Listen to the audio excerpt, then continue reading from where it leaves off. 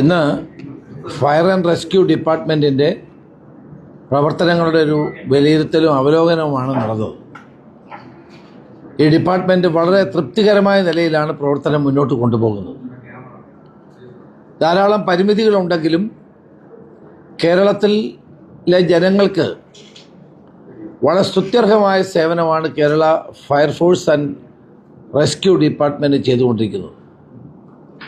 എവിടെയെങ്കിലും ഒരു തീപിടുത്തമുണ്ടായാലോ, വെള്ളപ്പൊക്കമുണ്ടായാലോ, പ്രകൃതി ദുരന്തമുണ്ടായാലോ അവിടെയെല്ലാം ഫയർഫോഴ്സിൻ്റെ സേവനം ഇന്ന് നല്ല നിലയിൽ ലഭിച്ചു വരുന്നുണ്ട്. കേരളത്തിൽ അടുത്ത കാലത്ത് നടന്ന വെള്ളപ്പൊക്കത്തിൽ ഏറ്റവും നന്നായി സേവനം നടത്തിയ ഒരു ഡിപ്പാർട്ട്മെൻറ്റ് ഫയർഫോഴ്സാണ്. അതുപോലെ മേജറായി വരുന്ന തീപിടുത്തങ്ങൾ കോഴിക്കോട് ജയലക്ഷ്മി നടന്നതാണെങ്കിലും, എറണാകുളത്ത് നമ്മുടെ മാലിന്യ സംസ്കരണം നടത്തിയ ബ്രഹ്മപുരത്താണെങ്കിലും, അതോടൊപ്പം തന്നെ കറ്റാനത്ത് ഏറ്റവും റീസെൻ്റായി നടന്ന കറ്റാനത്ത് ഒരു വലിയ തീപിടുത്തമാണെങ്കിലും എല്ലാം, അതുപോലെ മൂന്നാറിൽ കുടുങ്ങിക്കിടന്ന വിനോദസഞ്ചാരികളെ രക്ഷപ്പെടുത്തുന്ന കാര്യത്തിലും ഒക്കെ വളരെ സ്തുത്യർഹമായ പ്രൊഫഷണലായ നിലയിലുള്ള റെസ്ക്യൂ പ്രവർത്തനങ്ങളാണ് ഡിപ്പാർട്ട്മെൻറ്റ് നടത്തിയത്. അതുപോലെ തന്നെ പുതുതായി 1000 ഹോം ഗാർഡുകളെ നിയമിക്കാനുള്ള തീരുമാനം ഇന്ന് എടുത്തിട്ടുണ്ട്.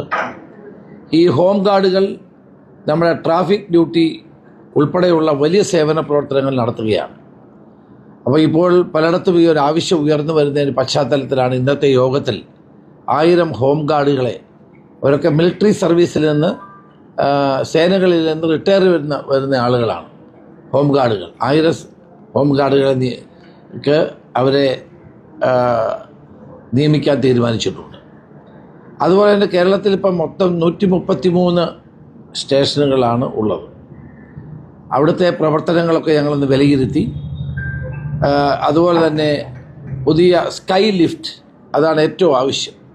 ഇപ്പം കേരളത്തിൽ ഏറ്റവും കൂടുതലുള്ളത് ഹൈറൈസ് ബിൽഡിങ്ങുകളാണ്.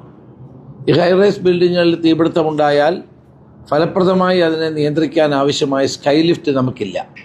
കുറേ കാലമായി അത് പല കാരണങ്ങൾ കൊണ്ട് മുടങ്ങിപ്പോയതാണ്. ഏതായാലും അത് എത്രയും പെട്ടെന്ന് സ്കൈ ലിഫ്റ്റ് വാങ്ങാനും സ്മോൾ ലിഫ്റ്റുകൾ വാങ്ങാനുമുള്ള ഒരു നടപടി ഉണ്ടാകും. ഇന്ന് യോഗത്തിൽ ആ തീരുമാനം എടുത്തിട്ടുണ്ട്. അതുപോലെ തന്നെ മാറി വരുന്ന കാലാവസ്ഥയ്ക്ക് അനുസൃതമായി ജനങ്ങളെ സെൽഫ് ഡിഫെൻസിലേക്ക് എത്തിക്കാൻ വേണ്ടിയിട്ടുള്ള പരിശീലന പരിപാടികൾ നടത്താൻ തീരുമാനിച്ചിട്ടുണ്ട്. അതിന് നമ്മുടെ പല സ്ഥലങ്ങളിലുമുള്ള റെസിഡൻസ് അസോസിയേഷനുകൾ, അതുപോലെ തന്നെ സ്കൂളുകളിൽ,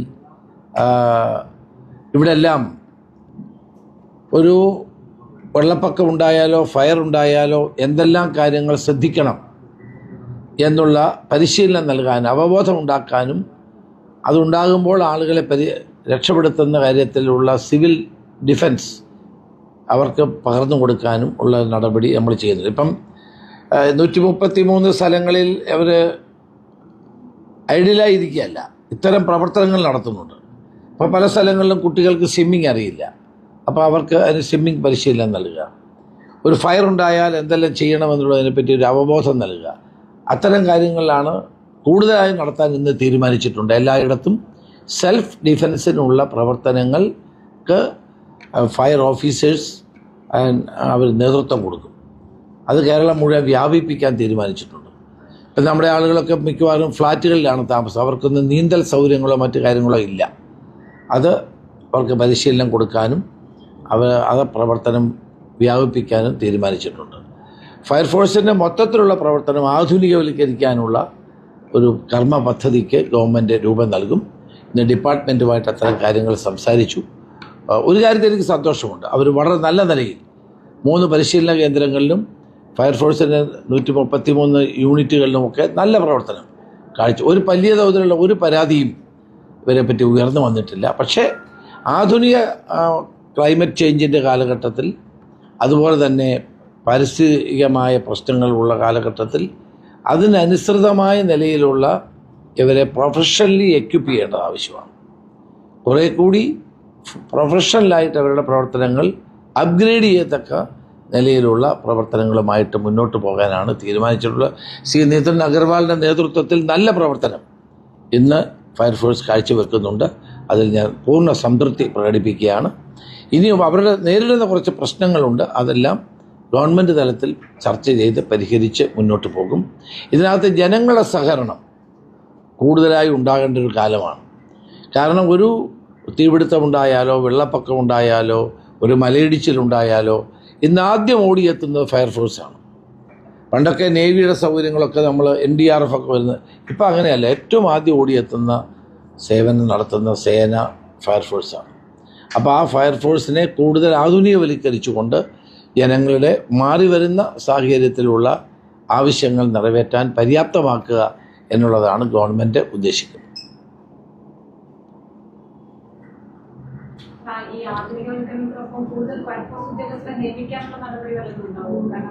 ഫയർമാൻമാരെ അതിൻ്റെ കാര്യങ്ങളുണ്ട്, ഇപ്പോൾ പോസ്റ്റുകളുണ്ട്. പക്ഷേ അത്ര കുറച്ച് കൂടുതൽ പോസ്റ്റുകൾ വേണം. കാരണം നമ്മൾ സ്റ്റേഷൻ അനുവദിച്ചാൽ മാത്രം പോരാ, അതിനോടനുബന്ധമായി പോയി സംവിധാനം ഉണ്ടാവണം. അപ്പോൾ അതുകൊണ്ട് ഇപ്പോൾ എല്ലായിടത്തും ഡിമാൻഡുണ്ട് ഫയർ സ്റ്റേഷൻ ആരംഭിക്കാൻ. ഫയർ സ്റ്റേഷൻ ആരംഭിച്ചാൽ ആൾ വേണ്ടേ? അപ്പോൾ അതിന് റിക്രൂട്ട്മെൻറ്റ് വേണം, പോസ്റ്റ് വേണം. ആ പോസ്റ്റ് ഉണ്ടെങ്കിലേ ഫലപ്രദമായി പ്രവർത്തിക്കാൻ കഴിയുള്ളൂ. പലപ്പോഴും അതുകൊണ്ടാണ് ഞാൻ അവരോട് പറഞ്ഞ ഒരു പ്രയോറിറ്റി തീരുമാനിക്കാൻ പറഞ്ഞത്. എവിടെയാണ് ഇത് വേണ്ടത്, ഇനി അടുത്ത ഫയർ സ്റ്റേഷനുകളിൽ എവിടെയെല്ലാം വേണം, അതിൻ്റെ ഒരു പ്രയോറിറ്റി അവർ തീരുമാനിച്ച് തരാൻ പറഞ്ഞു. കാരണം ചുമ്മാ ഫയർഫോഴ്സ് ആവശ്യപ്പെട്ടിട്ട് കാര്യമില്ലല്ലോ. എവിടെയാണ് നീഡ് ബേസ്ഡ് ആയിട്ട് ഒരു പ്രയോറിറ്റി ലിസ്റ്റ് ഉണ്ടാക്കി അവിടെ ഏറ്റവും അത്യാവശ്യമായ സ്ഥലങ്ങളാണെന്ന് പരിശോധിച്ച് അവിടെ സ്റ്റേഷനുകൾ അനുവദിക്കാനുള്ളതാണ്. ഇപ്പോൾ ധാരാളം ഡിമാൻഡുകൾ വരുന്നുണ്ട്. ഇപ്പോൾ MLA തന്നെ ധാരാളം, അത് പ്രത്യേകിച്ച് ഇന്നത്തെ കാലഘട്ടത്തിൻ്റെ പ്രത്യേകത അനുസരിച്ചാണ് കൂടുതൽ ആളുകൾ. അതുപോലെ തന്നെ ഈ ഫോറസ്റ്റ് ഫയർ ഉണ്ടാകാറുണ്ട്. അപ്പോൾ ഞങ്ങൾ ഫോറസ്റ്റ് മിനിസ്റ്ററുമായിട്ടും ഡിപ്പാർട്ട്മെൻറ്റുമായിട്ട് ഇക്കാര്യത്തിൽ സംസാരിക്കും. ഒരു കോർഡിനേറ്റഡ് എഫർട്ട് ആവശ്യമാണ്. ഫോറസ്റ്റിൽ ഇപ്പം തീ വന്നാൽ ഒരു കോർഡിനേറ്റഡ് എഫർട്ടില്ല. അപ്പോൾ ഫോറസ്റ്റ് ഫയർ ഈ കാലഘട്ടത്തിൽ ഉണ്ടാകുന്നൊരു പ്രതിഭാസമാണ്. അപ്പോൾ അതിന് ഫയർ ഡിപ്പാർട്ട്മെൻറ്റും ഫോറസ്റ്റ് ഡിപ്പാർട്ട്മെൻറ്റുമായി ചേർന്ന് ചില പ്രവർത്തനങ്ങളെപ്പറ്റി ഞങ്ങൾ ആലോചിക്കുന്നുണ്ട്. ഞാൻ ഫോറസ്റ്റ് മിനിസ്റ്ററുമായിട്ട് ഇക്കാര്യം സംസാരിക്കാനും തീരുമാനിച്ചിട്ടുണ്ട്. അല്ല, സിവിൽ ഡിഫൻസ് ഇപ്പം തന്നെ നടക്കുന്നുണ്ട്. ക്ഷേമേന്ദ്രൻ ഫയർഫോഴ്സിൻ്റെ മേധാവിയായിരുന്ന കാലഘട്ടത്തിലാണ് തുടങ്ങിയത്. അത് നടക്കുന്നുണ്ട്. പക്ഷെ അത് കുറച്ചുകൂടി വൈഡറായി നടത്താൻ. കാരണം ഞാൻ നേരത്തെ പറഞ്ഞ പോലെ ഇപ്പം നമ്മുടെ കുട്ടികൾക്ക്, പണ്ടൊക്കെയാണ് കുട്ടികൾ കുളവും അരുവിയൊക്കെ ഉണ്ടായിരുന്നു, അവിടെ പോയി നീന്തൽ നടത്താമായിരുന്നു, പരിശീലിക്കാൻ. ഇപ്പം അതൊന്നും ഇല്ലാത്ത കാലഘട്ടമായതുകൊണ്ട് നമ്മൾ നീന്തൽ കുളങ്ങളിൽ കുട്ടികളെ പരിശീലിപ്പിക്കാനും, കാരണം ഇപ്പോൾ ഫ്ലാറ്റുകളൊക്കെ ആണല്ലോ, അവിടെ ഒന്നും സൗകര്യങ്ങളില്ല പലയിടത്തും. അപ്പോൾ അതിനുവേണ്ടി ഇപ്പോൾ കരമന നന്നായി നടക്കുന്നുണ്ട് അല്ലേ? കരമന നമ്മുടെ ഒരു സിവിൽ ഡിഫൻസ് പ്രോഗ്രാം നടക്കുന്നുണ്ട്. ഞാൻ ഹോം മിനിസ്റ്റർ ആയിരുന്ന കാലത്ത് അന്ന് ആരംഭിച്ചതാണ്. നന്നായി ഇപ്പോൾ നടക്കുന്നുണ്ട്. തൃശ്ശൂർ സ്വിമ്മിംഗ് പൂളിൽ അതെ വിയൂരിൽ അത് ചെയ്യുന്നുണ്ട്. ട്രെയിനിങ് ഇൻസ്റ്റിറ്റ്യൂട്ടിൽ ചെയ്യുന്നുണ്ട്. കുറച്ചുകൂടി അത് ഒരു ജനവൽക്കരണമാക്കി മാറ്റുക. ജനാധിപത്യപരമായി എല്ലാ സ്ഥലങ്ങളിലും ചില അരുവികൾ നടത്താം, ചില പുഴകളിൽ നടത്താം. കുറച്ചുകൂടി ജനങ്ങളുടെ പാർട്ടിസിപ്പേഷൻ ഉറപ്പുവരുത്തിക്കൊണ്ട് സെൽഫ് ഡിഫൻസ് പ്രോഗ്രാംസ് നമുക്ക് നടത്താൻ കഴിയുന്നതാണ്. ഈ കേരളത്തിൽ വലിയ അതെ, കോഴിക്കോട് ഈ ഫയർ ഓഡിറ്റ് നടത്തിയിട്ട് പല പ്രാവശ്യം ഇതിന്റെ കാര്യം നടന്നില്ല. പക്ഷെ വലിയ തീപിടുത്തങ്ങളാണ് ഉണ്ടാവുക. അത്തരം സംഭവങ്ങളൊരു പെർമനന്റ് സൊല്യൂഷൻ ഉണ്ടാവുന്നില്ല. അല്ല, ഇപ്പം അതെ, ബ്രഹ്മപുരം ഇപ്പം നമ്മൾ നിയന്ത്രിച്ചു. അത് ഈ പറഞ്ഞത് ശരിയാണ്. കോഴിക്കോട്, ചാല, ഇതൊക്കെ വളരെ അടുത്തടുത്ത ബിൽഡിങ്ങുകളും പഴയ വയറിങ് ഇതൊക്കെ കൊണ്ടാണ് പലപ്പോഴും ഉണ്ടാകുന്നത് അല്ലേ? എന്താ, ഞാനൊരു ലേമാൻ എന്നുള്ള നിലയിൽ പറയുകയാണ്. പക്ഷെ അത് fire audit you have done A fire. ഇത് നിർദ്ദേശം കിട്ടിയായിരുന്നു സർക്കാരിന്. അപ്പോൾ ഞങ്ങൾ എല്ലാ ജില്ലകളിലെ എവിടെയാണ് പഴയ മാർക്കറ്റ്സ് ഒക്കെ കൺജസ്റ്റഡ് ആയിട്ടുള്ള അത് ലിസ്റ്റ് ഉണ്ടാക്കിയിട്ട് സർവേ തുടങ്ങുകയാണ്. ആൻഡ് വിൽ ഇൻഫോം ദി വ്യാപാരി ഏകോപന സമിതി ഓൾസോ. അവിടെ സഹകരണ കൂടെ will call them and have A meeting. നമുക്കൊരു മീറ്റിംഗ് കൂടിയിട്ട് ഈ കാര്യത്തിൽ അവരുടെ സഹായം കൂടെ തേടി. കാരണം പല വയറിങ്ങുകളൊക്കെ മാറ്റണം. ഇപ്പം മിഠായിത്തെരുവ് അറിയാമല്ലോ, അവിടെ പോയാൽ അവിടെ നടക്കാൻ പോലും സ്ഥലമില്ല. അന്ന് ഇത്ര വ്യാപകമായ ബിൽഡിംഗ് റൂൾസ് ഇല്ല. ഇല്ല. അപ്പോൾ അതുകൊണ്ട് അവർ അടിച്ചടിച്ച് ഉണ്ടാക്കിയിരിക്കുക. അല്ല വളരെ പഴയതായിപ്പോയി, അതുകൊണ്ടാണ്.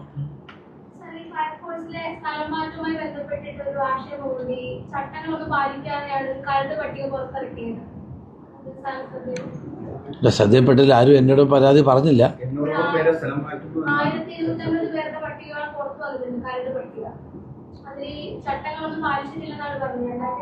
ഇതുവരെ പുറത്തിറങ്ങിയിട്ടില്ല,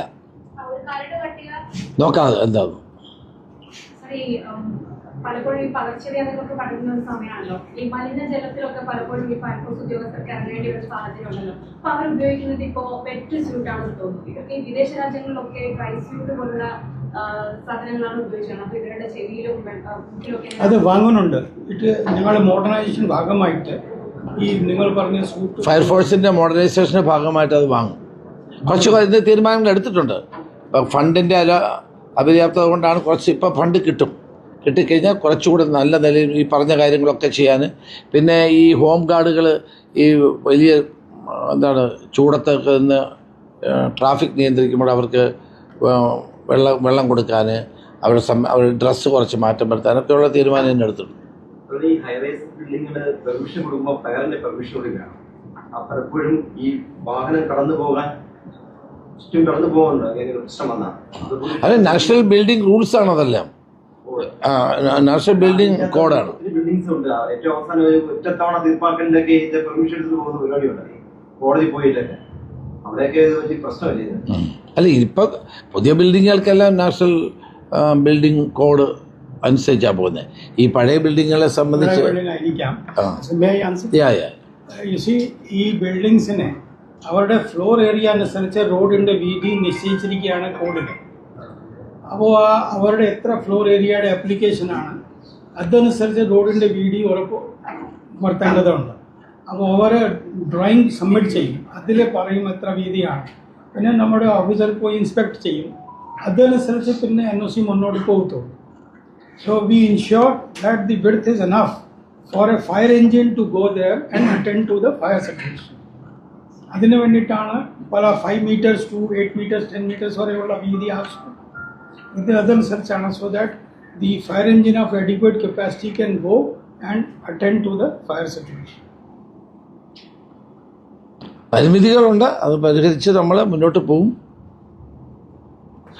ഈ 2 ബോഡി ബിൽഡർമാർക്ക് നിയമനം നൽകുന്നതുമായി ബന്ധപ്പെട്ട വിഷയം നേരത്തെ ഉണ്ടായിരുന്നു. ഒരാൾക്ക് SI പരിശീലനം നൽകി നിയമനം നടത്താൻ വേണ്ടിയുള്ള ഒരു തീരുമാനത്തിലേക്ക് കൂടി എത്തിയിരുന്നു. അത് റദ്ദാക്കുന്നതിനുള്ള എന്തെങ്കിലും നടപടി? എൻ്റെ കയ്യിലൊരു പരാതി ലഭിച്ചു. ഇങ്ങനെ അനർഹരായ ആളുകൾക്കാണ് ഈ നിയമനം നൽകിയത്. അതുകൊണ്ട് ഞാനത് എക്സാമിൻ ചെയ്യാനും, അതുവരെ ഇന്ന് പരിശീലനം തുടങ്ങേണ്ടതായിരുന്നു, ഇന്ന് തൊട്ടുള്ള പരിശീലനം നിർത്തിവെച്ചു. കാരണം അങ്ങനെ അർഹതയില്ലാത്ത ആളുകളെ ASIമാരായി നിയമിക്കാൻ പാടില്ലല്ലോ. അപ്പോൾ അത് പരിശോധിക്കാൻ റിപ്പോർട്ട് തരാനും ഡിപ്പാർട്ട്മെൻറ്റിനോട് ആവശ്യപ്പെട്ടിട്ടുണ്ട്. അതുവരെ പരിശീലനം നിർത്തിവെക്കാനും പറഞ്ഞിട്ടുണ്ട്. യോഗ്യതയില്ലാത്ത ആളുകളെ അത്തരം നിയമനങ്ങൾ ഡയറക്റ്റായി നടത്തുന്നത് ശരിയല്ല എന്നുള്ളതാണ് എൻ്റെ അഭിപ്രായം. അതുകൊണ്ടാണ് നിർത്തിവെക്കാൻ പറഞ്ഞത്. നിർത്തിവെച്ചിട്ട് എൻ്റെ റിപ്പോർട്ട് കിട്ടിയിട്ട് അന്തിമ തീരുമാനം എടുക്കും.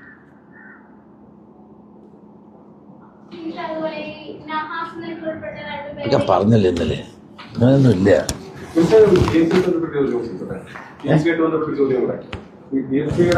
കാര്യത്തിൽ മുഖ്യമന്ത്രി എന്ന് പറഞ്ഞത് പറഞ്ഞതുപോലെ കഴിഞ്ഞ സർക്കാർ അതിൽ ഒപ്പിട്ടിട്ടുണ്ടാകുന്നത് സംസ്ഥാന സർക്കാർ ഇപ്പൊ അതുമായിട്ട് മുന്നോട്ട് പോകണമെന്നാണ് പറയുന്നത്. പക്ഷേ വിദ്യാഭ്യാസ മന്ത്രി മുൻ വിദ്യാഭ്യാസ മന്ത്രി അതിന് പൂർണ്ണമായി തള്ളിക്കളയുന്നുണ്ട്. മ്യൂസിയുടെ കാര്യത്തിൽ തെരഞ്ഞെടുപ്പിന് മുമ്പും തെരഞ്ഞെടുപ്പിന് ശേഷവും രണ്ടഭിപ്രായമാണെന്നാണ് പറയുന്നത്. അല്ല, PMCയുടെ കാര്യത്തിൽ കഴിഞ്ഞ ഗവൺമെൻറ് ഒപ്പിട്ടതാണ്. കഴിഞ്ഞ ഗവൺമെൻറ് സബ് കമ്മിറ്റി ഉണ്ടാക്കി. ആ സബ് കമ്മിറ്റി ഒരു തവണ പോലും കൂടിയില്ല. എന്ന് മാത്രമല്ല, ഗവൺമെൻറ് കോടിക്കണക്കിന് രൂപ കേന്ദ്രത്തിൽ നിന്ന് വാങ്ങിയെടുക്കുകയും ചെയ്തു. ഒപ്പിട്ടോണ്ടാ കിട്ടിയല്ലോ, ഒപ്പിട്ട് ആ പൈസ കിട്ടത്തില്ലായിരുന്നു.